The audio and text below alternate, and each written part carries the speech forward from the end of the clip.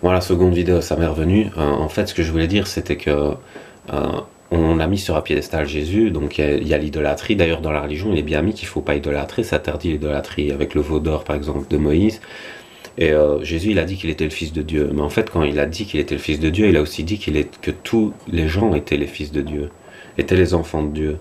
Et donc, il s'est pas mis sur un piédestal, il a dit que chacun l'était. Et or, la religion, ce qu'elle a fait, c'est elle a dit que lui, il était, et qu'il fallait le suivre. Et puis, elle a dit que tous les autres l'étaient pas. Et qu'il fallait suivre Jésus absolument parce que c'était lui qui avait raison et tout ça. Mais moi, je trouve qu'il y a une énorme perversion là-dedans, parce qu'on parle au nom d'un homme qui ne peut pas répondre de ses propres paroles, c'est-à-dire qu'on parle au nom de Jésus, mais lui, il peut pas venir dire « moi, je suis pas d'accord avec ce que tu interprètes de ce que je dis ». Et donc, lui, il peut pas venir en parlant son nom. Et en plus de ça, on dit aux autres, vous êtes tout le temps, qui sont tout le temps mauvais, qui sont jamais assez bons, on les culpabilise, etc. Donc c'est pas ce que Jésus faisait. Effectivement, Jésus, il pouvait lui arriver de se mettre en colère et tout ça, comme tous les êtres humains, parce qu'il voyait des situations injustes. Comme l'abbé Pierre le disait, il faut être capable de se mettre en colère face à la justice, parce que sinon ça veut dire qu'on est un peu complice de ça.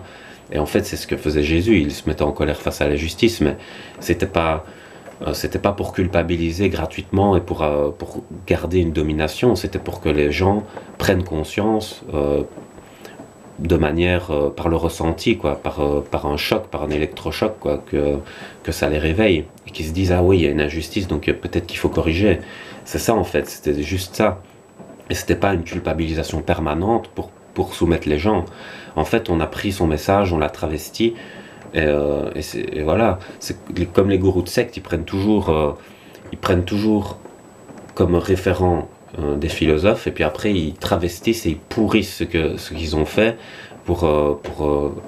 parce que eux ils sont en genre de manque de reconnaissance, ils ont envie d'avoir du pouvoir, ils ont un genre de complexe d'infériorité, donc eux ils utilisent ça pour avoir le pouvoir et pas pour améliorer le mode de vie de tout le monde en fait. L'objectif n'est pas le même, mais euh, on le présente comme si c'était le même en fait, avec le même message, mais c'est pas. Faut voir aussi les tenants et les aboutissants quoi. Donc voilà, j'espère que cette vidéo pour Pâques vous aura plu. J'attends vos réactions, il y en aura sûrement. Et voilà, je vous laisse, bonne soirée.